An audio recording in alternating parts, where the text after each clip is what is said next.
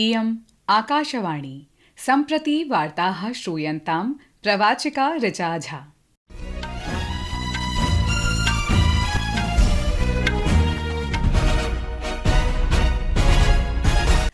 अथ मुख्यवार्ताः।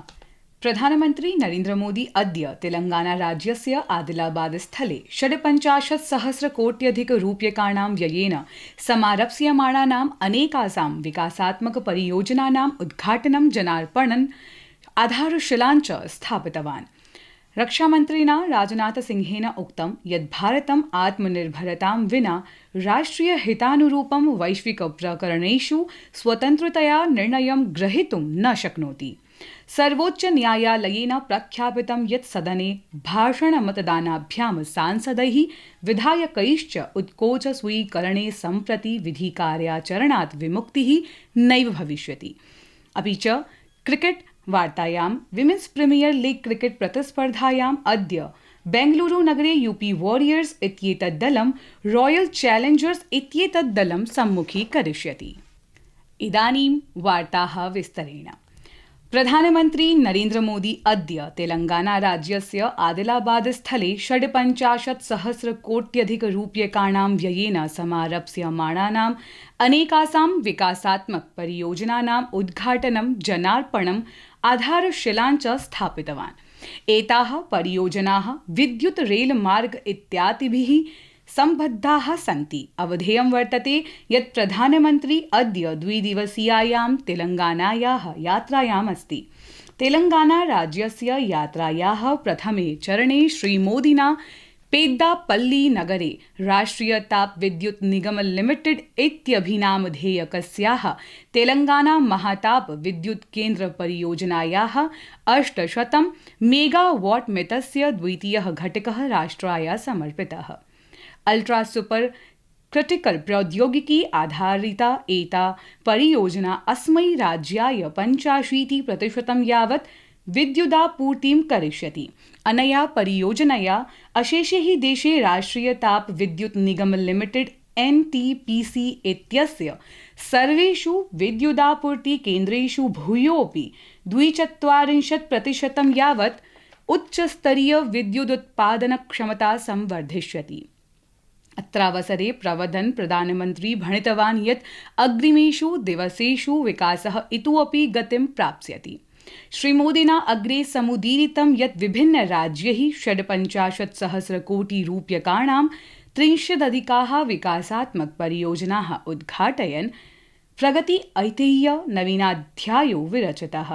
तेनोक्तं यत् एताः परियोजनाः समग्रक्षेत्रे विकासम् अग्रे नेष्यन्ति।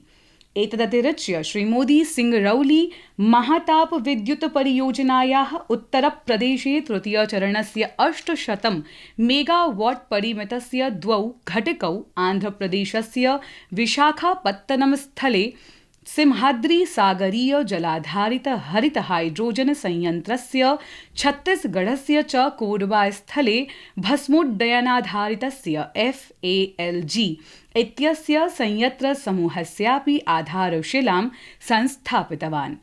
एतदनन्तरं प्रधानमन्त्री तमिलनाडोः कल्लपक्कम स्थले भाविनी स्थलस्य यात्रां विधास्यति।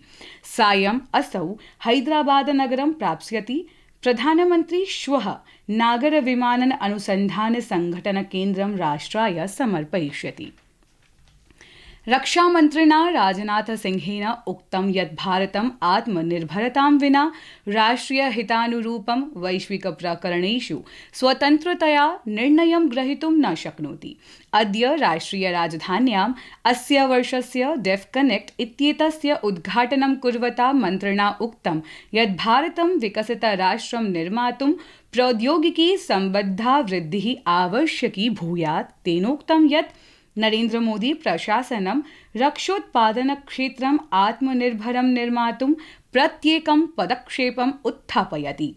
मन्त्रिणा महत्वपूर्ण रणनीतिक रक्षा प्रौद्योगिकीषु नवाचारान् संवर्धयितुं IDEX अदिति इति योजना समारब्धा। तेनोक्तं यत् इयं योजना युवकेभ्यः नवाचारान् संवर्धयिष्यति तथा देशं प्रौद्योगिकी क्षेत्रे संवर्धनाय सहायतां करिष्यति। तेन उल्लिखितं यत् प्रशासनं निरन्तरं सकारात्मक स्वदेशीकरणसूचीं प्रख्यापयिष्यति, यस्यां सूच्यां केचन अवसराः उपकरणानि च सम्मिलितानि सन्ति। संस्कृतवार्तायाः संस्करणमिदम् इदानीम् आकाशवाणीतः प्रसार्यते। सममेव कार्यक्रमोऽयम् आकाशवाण्याः अन्तर्जालपटले www.newsonair.gov.in इत्यत्र अथ न्यूज़ ऑन AIR चलदूरभाषीयतन्त्रांशे अपि उपलब्धो भविष्यति। सर्वोच्च न्यायालयेन प्रख्यापितं यत् सदने भाषणमतदानाभ्यां सांसदैः विधायकैश्च उत्कोच स्वीकरणे सम्प्रति विधिकार्याचरणात् विमुक्तिः नैव भविष्यति। मुख्य न्यायाधीशस्य DY चन्द्रचूडस्य अध्यक्षतायुतानां 7 न्यायाधीशानां संविधानपीठेन सर्वसम्मत्या झारखण्ड मुक्तिमोर्चा उत्कोच प्रकरणे 5 न्यायाधीशानां पीठेन एकेन 1990 वर्षे प्रदत्तः निर्णयः निरस्तीकृतः।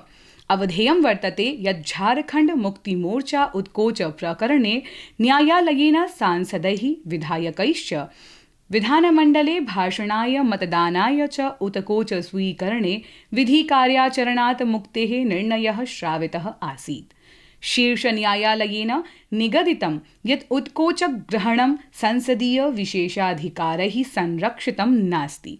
सर्वोच्चन्यायालयस्य अस्य निर्णयस्य प्रधानमन्त्रिणा स्वागतं कृतम्।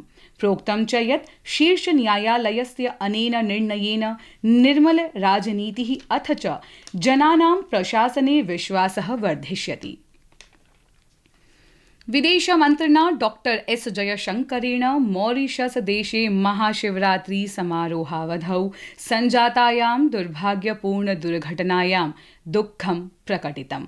डॉक्टर जयशंकरः अस्मिन् काठिन्ये समये शोकसन्तप्तान् परिवारान्, मॉरिशस देशस्य जनान् च प्रति स्वीयसंवेदनां व्यक्तीकृतवान्। ह्यः उत्सवस्य अनुष्ठानस्य अवधौ विद्युत् सम्पर्कदोषात् एकस्मिन् याने अग्निः प्रज्वलितः, येन 6 तीर्थयात्रिणः मृत्युमुपगताः।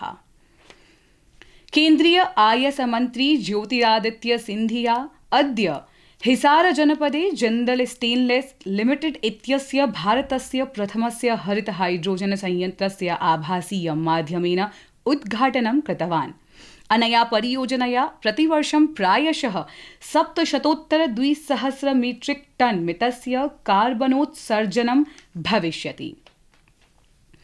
केन्द्रीय स्वास्थ्य परिवार कल्याण मंत्री डॉक्टर मनसुख मांडवीयाः अद्य नवदिल्ल्याम् अखिल भारतीय आयुर्विज्ञान संस्थाने एकीकृत स्वास्थ्यानुसन्धानाय आयुष ICMR इत्येतस्य आगामी केन्द्रस्य शुभारम्भं विहितवान्। अस्य केन्द्रस्य लक्ष्यं पारम्परिक भारतीय ज्ञान आधुनिक चिकित्सयोः एकेन सह उपयोगं कृत्वा रोगेभ्यः सकल स्वास्थ्योपचार प्रदानं वर्तते। एतानि केन्द्राणि दिल्ली, जोधपुर, ऋषिकेश प्रदेशानाम् अखिल भारतीय आयुर्विज्ञान संस्थानेषु संस्थापयिष्यन्ते। भारत ऋतु विभागेन श्वः आरभ्य गुरुवासरं यावत् पश्चिम हिमालयीय क्षेत्रेषु वृष्टिः, तुषारवृष्टिश्च अनुमानितः। तत्रैव जम्मू कश्मीर, लद्दाख, गिलगित, मुजफ्फराबाद, हिमाचल प्रदेश, उत्तराखण्ड राज्येषु अल्प मध्यमस्तरीय वृष्टिः भविष्यति। विभागेन संसूचितं यत् पश्चिमीय विक्षोभकारणात् पश्चिम हिमालयीय क्षेत्रः प्रभावितः भविष्यन्ति। विमेन्स प्रीमियर लीग क्रिकेट प्रतिस्पर्धायाम् अद्य यूपी वॉरियर्स इत्येतत् दलं रॉयल चैलेंजर्स इत्येतत् दलं सम्मुखीकरिष्यति। इयं स्पर्धा बेंगलुरु नगरस्य चिन्नास्वामी क्रीडाङ्गणे अद्य सायं 7:30 आरप्स्यते। ह्यः रात्रौ बेंगलुरु नगरस्य चिन्नास्वामी क्रीडाङ्गणे दिल्ली कैपिटल्स दलेन गुजरात जॉयंट्स दलं 25 धावनाङ्कैः पराजितम्। इति वार्ताः।